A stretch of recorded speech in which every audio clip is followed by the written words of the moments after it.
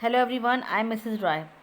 In a previous video, plus one student, in a previous video we have discussed about the partnership, the meaning of partnership. Today we are going to start the types of partner. Types of partner कौन कौन से हैं? Full flash partner and not full flash partner. अब क्या होता है, generally two types of partner होते हैं पार्टनरशिप फॉर्म में. एक जो होते हैं जो डायरेक्टली रिलेटेड टू फॉर्म होते हैं, यानी वो कंपनी में अपनी जो मनी है वो इन्वेस्ट करते हैं, प्रॉफिट एंड लॉसेज में शेयर होता है, वो कहलाते हैं full flash partners. Secondly partners वो होते हैं जो कंपनी में कोई इंटरेस्ट नहीं होता उनका बिजनेस का फॉर्म करने का, वो they are associated with the form because of special motive, कोई स्पेशल मोटिव के कारण रुके होते हैं. ठीक है, इट इज़ नॉट इनिशियल, ये कोई ज़रूरी नहीं है ना नेसेसरी है कि वो कंपनी में कोई इन्वेस्टमेंट भी करें. उनका aim did not aim to getting the any share of profit and losses, उसका ये भी एम नहीं होता है. ये कराते हैं नॉट फुल फ्लैश पार्टनर्स. अब देखिए फुल फ्लैश पार्टनर कौन कौन से होते हैं, इनके नेम कैटेगरी हैं. पहले होते हैं एक्टिव पार्टनर. एक्टिव पार्टनर का मतलब क्या हुआ, जैसे मैंने आपको बताया फुल फ्लैश पार्टनर वो होते हैं जो कंपनी में अपनी मनी इन्वेस्ट करते हैं. तो उसमें एक्टिव पार्टनर हुए जो एक्टिव पार्टिसिपेट करते हैं एडमिनिस्ट्रेशन के साथ, फॉर्म एक्टिव पार्टनर्स कहलाते हैं. ये कंपनी में इन्वेस्ट करते हैं मनी, साथ में प्रॉफिट एंड शेयर लॉस भी लेते हैं. उनकी लाइबिलिटीज़ भी अनलिमिटेड लाइबिलिटीज़ होती है, यानी एक तरीके से देखा जाए तो कंपनी के हर एक चीज़ में एक्टिव रोल प्ले करते हैं. ये एक्टिव पार्टनर्स कहलाते हैं. ठीक है.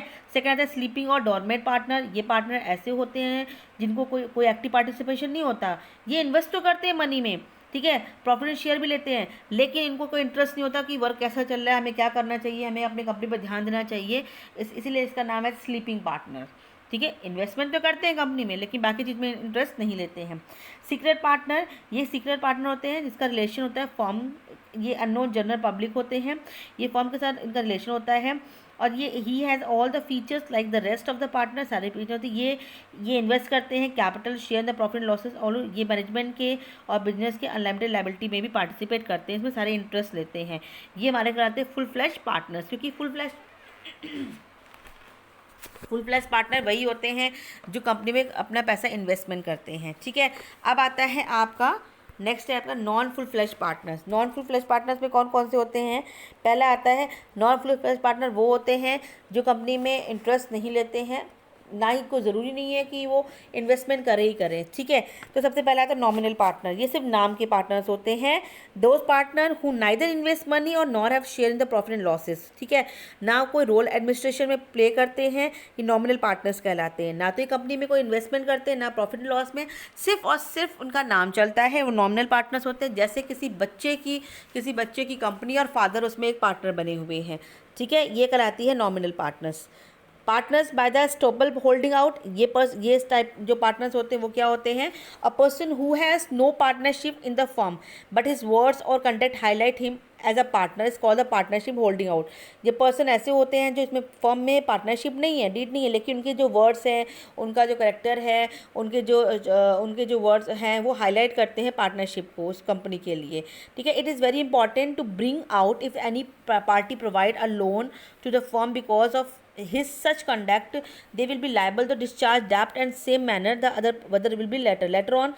Such a partner cannot deny the truth of his not being a partner.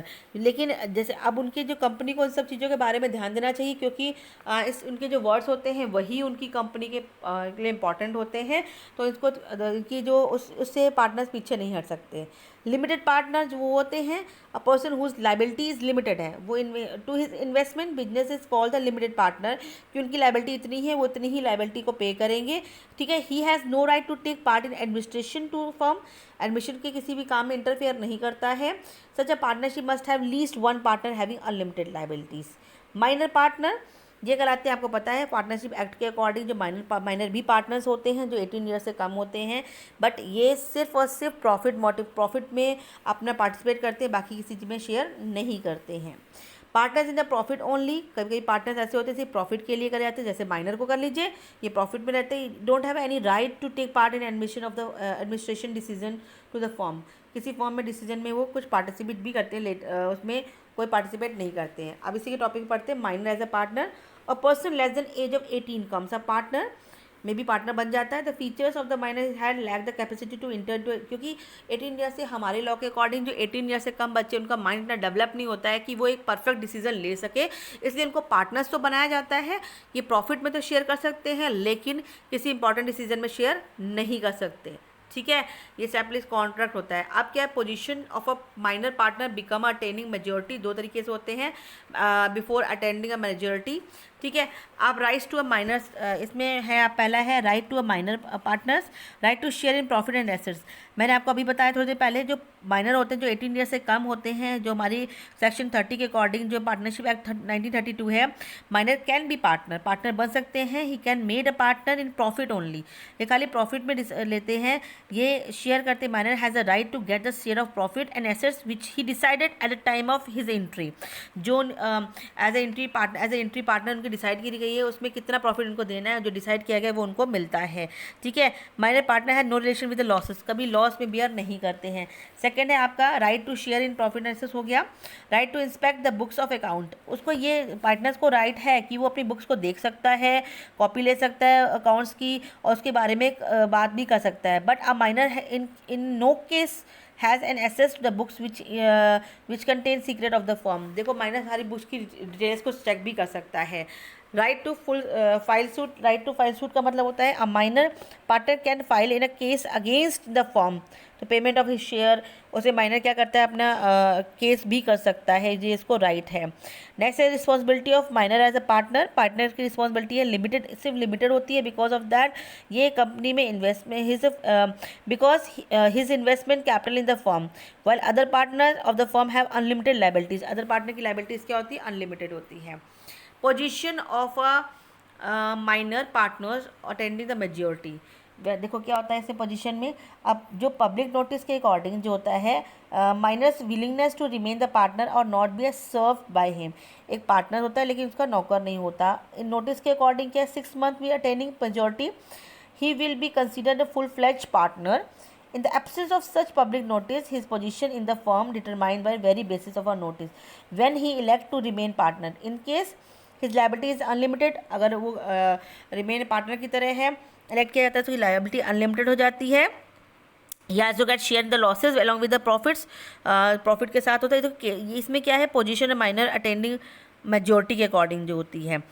He will be responsible for the act of the firm, इसमें क्या है देखिए, जो हमारा है आपकी जो उसके अकॉर्डिंग क्या होता है, हमारा रिस्पॉन्सिबिलिटी, ये रिस्पॉन्सिबिलिटी लेता है। ही will be responsible for the act of the firm during the majority with the effect, ये आप चीज़ के रिस्पॉन्सिबल हो जाता है अगर ये मेजोरिटी के साथ होता है। नेक्स्ट है आपका when he elect not a remain partner, एक रिमेन पार्टनर की तरह नहीं है तो his rights and responsibility will be of minor. अगर मान लो एक मेजोरिटी के साथ है तो उसकी जो राइट्स होते हैं वो जैसे एक मेजोरिटी होती है उसके अकॉर्डिंग होगा, प्रॉफिट एंड लॉसेस में भी शेयर करेगा, डिसीजन भी लेगा। लेकिन अगर मेजोरिटी के साथ नहीं है, रिमेन फिर भी वो इलेक्ट किया गया है तो वो एक माइनर पार्टनर की तरह ट्रीट किया जाएगा, उसके सारे जो होंगे वो माइनर की तरह ही रहेंगे।